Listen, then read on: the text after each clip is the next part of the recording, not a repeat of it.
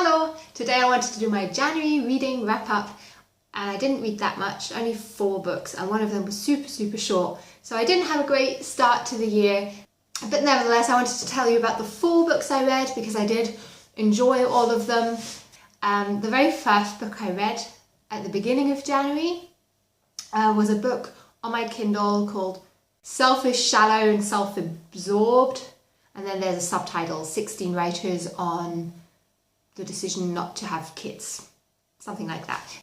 I really enjoyed the topic. I still think it's a bit of a taboo topic not to want to have children, even though I personally don't think there's anything wrong with that. By all means, if you don't want kids, then probably a better thing for you not to have children.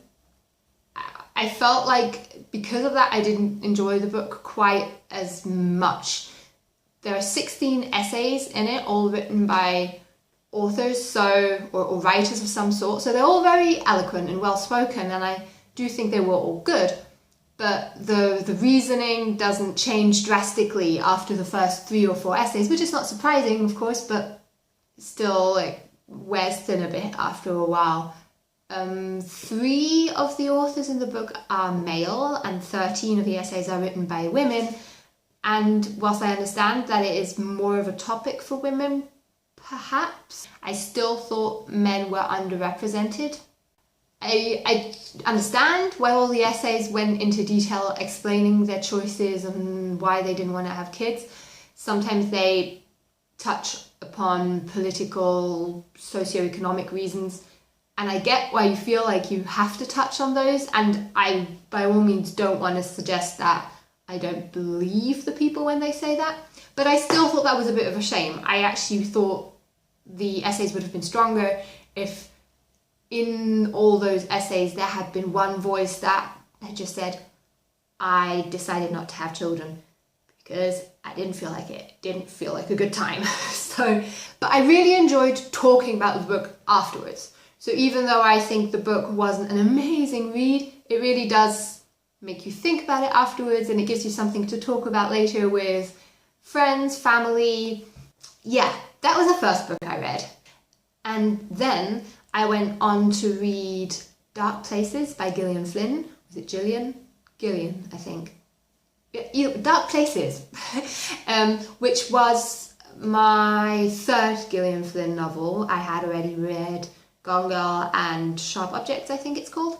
The main character is called Libby Day, who is somewhat responsible for her brother going to prison because she testifies against him, saying that he was responsible for the murders on her mother and her 2 sisters. And the story follows her in present day as she has to reevaluate the things that happened then, and switches back and forth between her point of view and then chapters written from the point of view of her mother, of her deceased mother and her brother in the 80s. And that was actually also really the thing I liked most about the book. Because of the viewpoints of the mother and the brother in the 80s, you can read this book being really confident about the fact that we will get an answer in the end. I really loved it. I especially liked the fact that it touches on topics, it uses topics that were very highly publicized in the 80s. So there's this whole obsession with Satanism and how Satanism is responsible for all these murders and all the evil things people do. That's one big element in the book. And then also it touches upon the difficulties with child eyewitnesses and their testimonies and therapists working with them. So I really liked the content of the book, even though, is this a spoiler? I was a bit disappointed by the ending, but that by no means lessened the enjoyment I got out of the book whilst reading it. Then after Dark Places, I went on to read The Grownup by Gillian Flynn. I think I had a bit of a sort of completionist attitude towards it all, so I wanted to read it all. And The Grownup is a short story written by Gillian Flynn. I think on my Kindle it was only 64 pages. It's about a prostitute slash fortune teller. that's the main character in this short story. It's a mystery short story. I loved it because it was Gillian Flynn. I think she writes really well. She has a humour in her language, even though she's talking about really gritty characters. The main character, again, I liked, even though she's quite messed up in a way, but she says some really funny things. The storyline I thought was a bit meh, to be honest. But I wanted more Gillian Flynn, and now I don't have any more, so now I just have to wait for her to write more. And it was great fun. I think I gave it 4 stars on Goodreads because of the writing style, though story-wise I was tending more towards 3. But I can't give Gillian Flynn book 3 stars. No, that was not possible.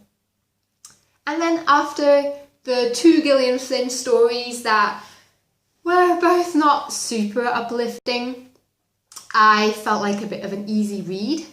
And the book I chose was Miss Wrong and Mr. Right, I think.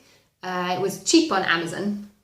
I had never heard of the author. His name is Robert, I have it written down, Robert Bryndza, something like that. I don't know him as an author, but the storyline sounded fun because it's set in London. The main character, Natalie, is a theatre director, and I've been to London a few times, so I thought that was just fun. The description of the story reminded me immediately of the chick flick Sweet Home Alabama, which I absolutely love. Don't hate me, I love chick flicks, because the story starts off with 19-year-old Natalie leaving her fiancé on the day of the wedding. And then we have a time jump, and she's then in London and runs back in with her ex-fiancé, who is now also working in London on the opposite side of her theatre on the street.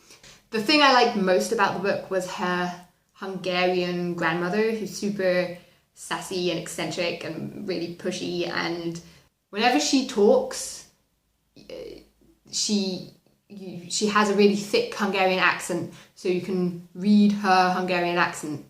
I'm making that more complicated than it is. But I thought that was really cute because my granddad is also Hungarian.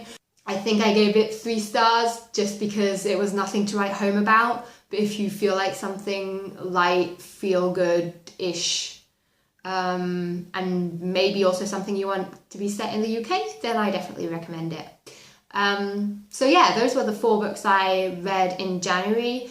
I started a 5th one, which is still here, and I kind of have to push through it because it's from the library. It's called Mountains of the Moon by IJK, and I'm still on the fence about this one, even though I've read sort of the first 100 pages or so, because I'm finding the writing style quite difficult to get into. It follows the main character, Louise, who's just been released from prison, and the storyline jumps back and forth between her in present day as the story moves on, and her as a child growing up with a really, really messed up family background. It's not difficult to keep the timeline apart because Louise as a child makes loads of grammar mistakes, but still I'm kind of confused where the story is going to. I feel like it is moving forward, but there's not one overarching storyline. So if you enjoy things that are a bit more experimental, then this might be a good one. I hadn't heard of it before. So yeah, I can't really say anything about it. I feel like I find it interesting enough to read on, but I'm finding it difficult to really get my teeth into it. Those were all the books I read and the one book that I'm currently reading. So yeah, I hope you had a really good January, good beginning to your year. I hope my reading picks up a bit now that the weather is so grimy here and I really don't want to go outside. Have a great day. I wish you all the best and tschüss. Also, yeah, January. It took me a while to cut it out all so that it would look right on my camera. And then I realised that it wasn't necessary.